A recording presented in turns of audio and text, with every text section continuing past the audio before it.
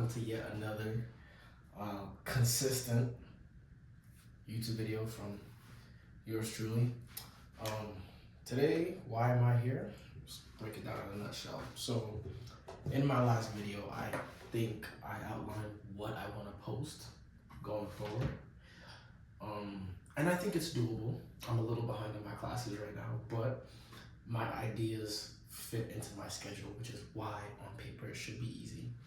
Today, I figured we might as well start with the first topic we're doing in NURS 1231. Let me just write that up here. Boom.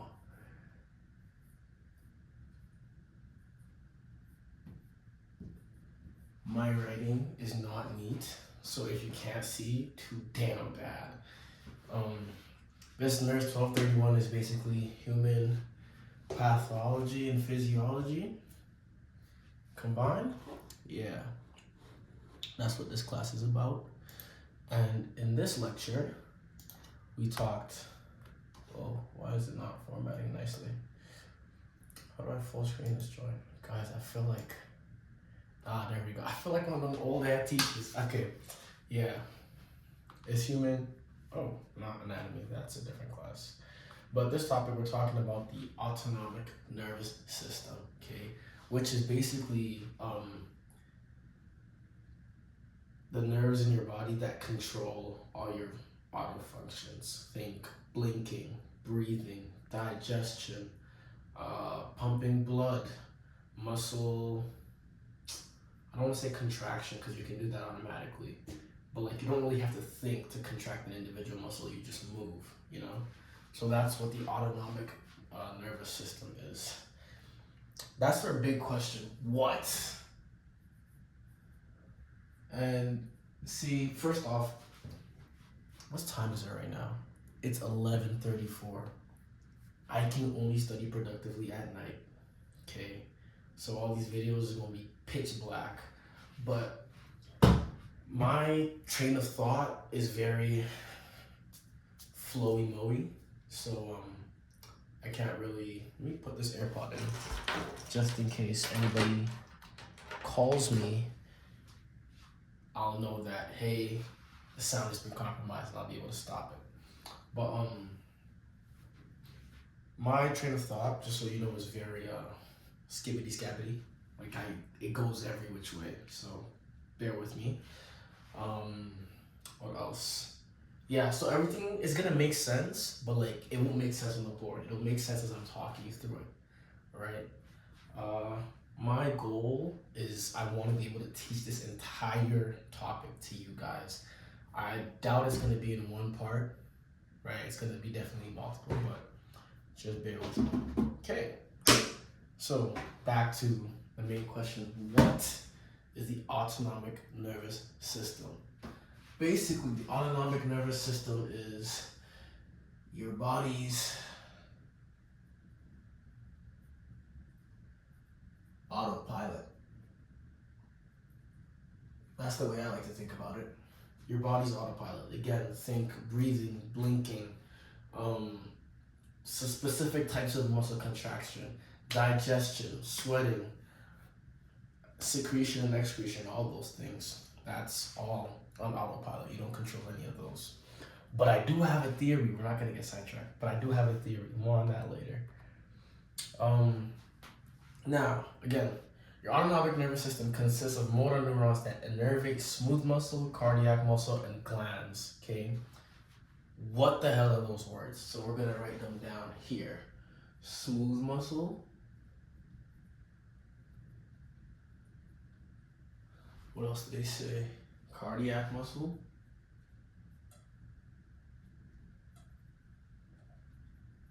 And glands. Great. So I think you should be able to see this. I already like annotated on my notes because it just makes it easier for me to learn that word. Smooth muscle. Smooth muscle is your digestive system, your respiratory system. That's what's like found in your lungs and such. Your lungs, your stomach, large intestine, small intestine, kidneys, all smooth muscle. You don't control that. So we're gonna write that down. digestive. I hope this is like legible. Let me just double check. It's legible enough. Y'all can thumb it up. Wow, my writing's lopsided. Let's go ahead and try to fix that. Cardiac muscle. Cardiac always means heart, so we'll just put down heart.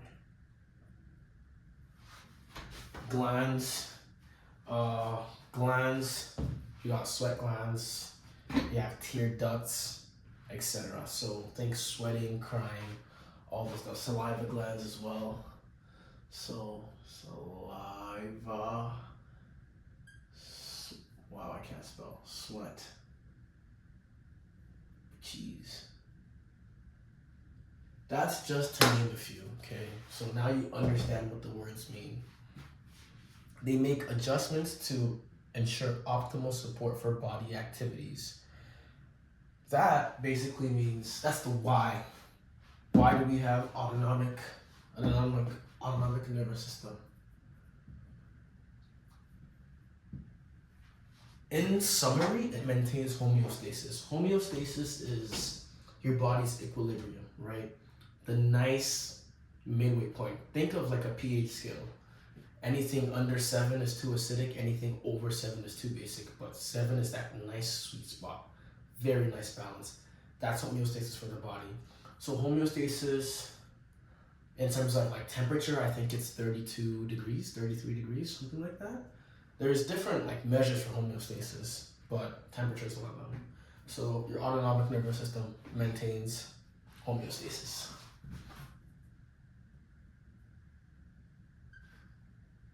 I cannot spell, guys. I'm just gonna write keeps, it's so much simpler. Keeps homeostasis. Okay. And you're probably thinking, okay, you just said it keeps homeostasis. How does it keep homeostasis? Let's think about temperature once again. What controls your body temperature? You would think, oh, your muscles contracting, blah, blah, blah. Your muscles do have a fair bit of heat to them, but what fuels the muscles with that said heat? It's your blood. What pumps the blood? Your heart. Can you control your heart? Hell no. So that's exactly how it keeps homeostasis. One of the examples. Yeah, it operates via subconscious control. I think I already went over that. And it also is called the involuntary nervous system or the general visceral motor system. Okay, let's break those big words down. Involuntary nervous system. What does involuntary mean? It means you can't control it. I'm not going to write this down because it's all very rudimentary stuff. Involuntary means you can't control it. Nervous is always nerve. And a system is just a bunch of things working together. General visceral motor system. General is like a common thing. Well, the general mark of the class was 50%. Horrible, by the way. It means the average mark, the most common mark, 50%. So think general visceral motor, location of most effectors. I don't think that made sense to you, but it made sense to me, so we're gonna keep moving before I talk myself in the circle. Now, we have a comparison and they gave us a nice little tree. I'm gonna write it over here so y'all can see. We have the CNS, and that is interconnected rather, to the PNS. Okay. CNS is the central nervous system, and the PNS is the peripheral nervous system. Your central nervous system is basically like your body's headquarters. It's the center. Your body's main headquarters is your brain for most like thought, thinking about an action, all that stuff. And then for reflexes, think putting your hand on a stove and before you think, you don't think about it, you just move your hand. That's your spinal cord. Your spinal cord handles the reflexes and your brain handles everything else. The spinal cord handles the reflexes because it's faster for the, let's say my hand is on the stove. It's faster for that signal to travel here, hit the spinal cord, because it has to hit the spinal cord to go up to the brain. Hit the spinal cord and send the signal back to my hand versus hit the spinal cord, go up to the brain, back down the spinal cord, and then to my hand. That's why I handle reflexes. PNS is your peripheral nervous system, and that's just everything else basically. That's literally it. So it carries info to and from the central nervous system. It's, if the CNS is the headquarters, the PNS are the employees. What else? There's now two divisions of the PNS. We have the sensory division and the motor division. The sensory division is also known as the afferent division, and by the name sense in there, think your vision, touch, taste, smell. That's what info is like. That's how all that information is cataloged. It's one division by itself. Motor is moving muscles, releasing hormones. Those are like the muscle stuff, right? And in there you have two of them. You have stomatic nervous system and the autonomic nervous system, right here.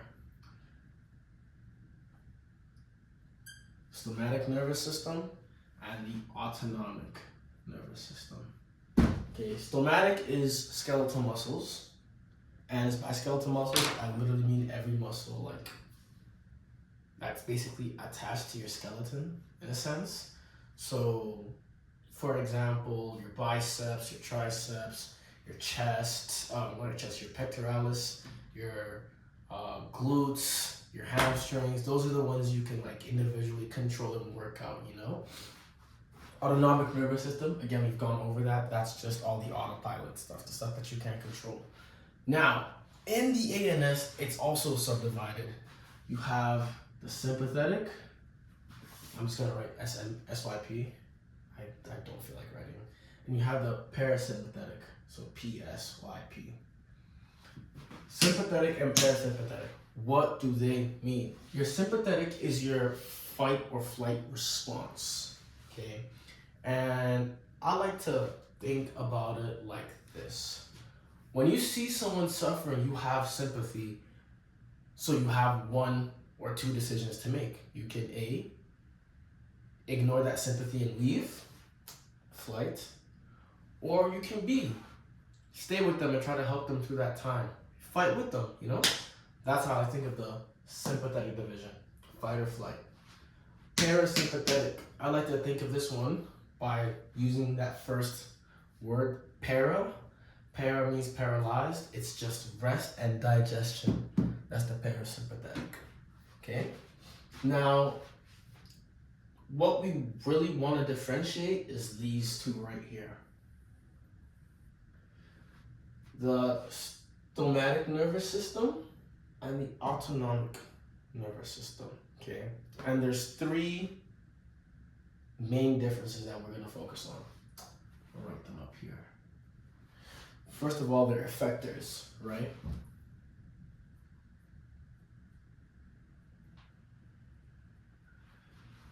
An effector, let me make sure this camera's still running.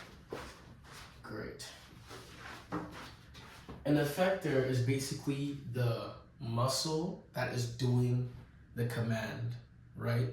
It's the point of reception and it's the point of action. So again, with my hand on the stove, I touch the stove. The signal from the pain is sent through my body, blah, blah, blah, it comes back down. My hand moving away, the muscles it takes, those are the effectors, right? So the effectors, what else? Efferent pathways and ganglia.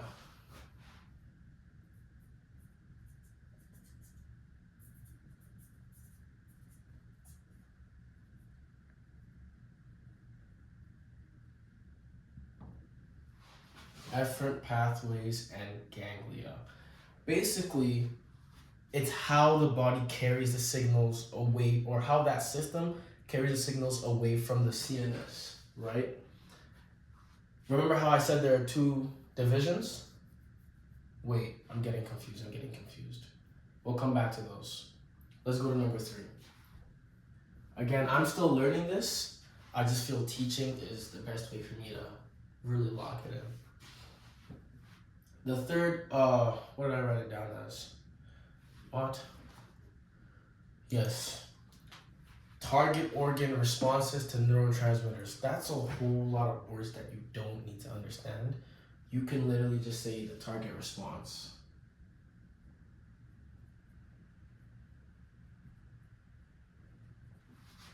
How did I define this?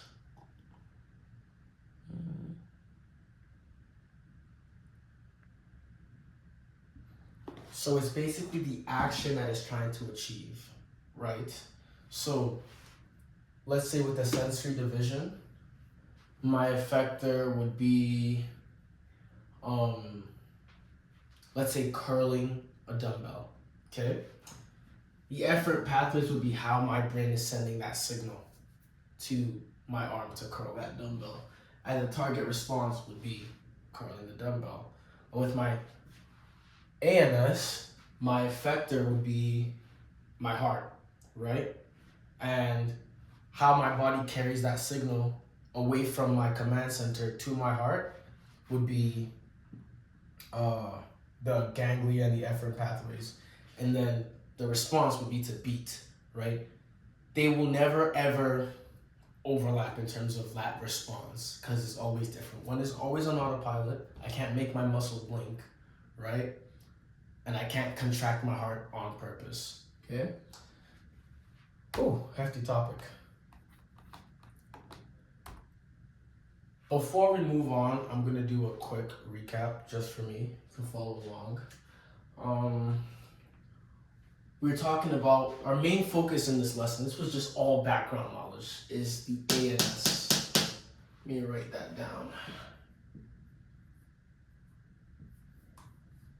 That's the main focus. What is the ANS? The ANS is our body's autopilot system. Okay, and why do we need it? It keeps homeostasis for us, right? What does the ANS affect? It affects our smooth muscle, which is our digestive system, cardiac muscle, which is our heart, and our glands, which are like saliva and sweat, etc. Now, where in this huge nervous system can we find the ANS? So before we get there, we have our central nervous system, which is our brain, our command center. That's our brain and our spine. And it sends signals to the peripheral nervous system, which is literally every other nerve in our body, right? And those are the workers of our command system. The PNS also sends signals back for confirmation. Again, when you're an employee in a company, you can't take a decision without confirming with your chief of staff or your supervisor or whatever. So that's why those arrows go to and fro. From there, the PNS can be split into two subdivisions, the sensory division and the motor division. The sensory division is our five senses: sight, touch, taste, smell, and sound. Oh, wow. Almost forgot that one. And then the other division is our motor division. Our motor division is basically like all the muscle stuff, right? Grabbing things, just muscle stuff. I don't know how else to describe the motor division. Moving on, our motor division can be split into two more subcategories: our stomatic nervous system and our autonomic nervous system. Our stomatic nervous system is basically our skeletal muscles, right? We control them. We can control them. We can work on them at will. Yippity yada yada. Our autonomic nervous system is what we're interested in. That's our autopilot system. Again, we've gone over it. That's stuff like breathing, keeping your heart beating, blinking, digestion, all that stuff you can't control. Our autonomic nervous system can again be split into two more subcategories: sympathetic and the parasympathetic. Our sympathetic is our fight or flight response, right? When you have sympathy for someone, there's two things you can do. You can ignore them, fly away from it, or you can sit and help them. You can fight with them, or fight with them against their battle, not put hands on them, don't do that. Parasympathetic, paralyzed, rest, digestion, you can't move. Great. That's our nice little summary. I'm going to take a little snack break because snacks help me go.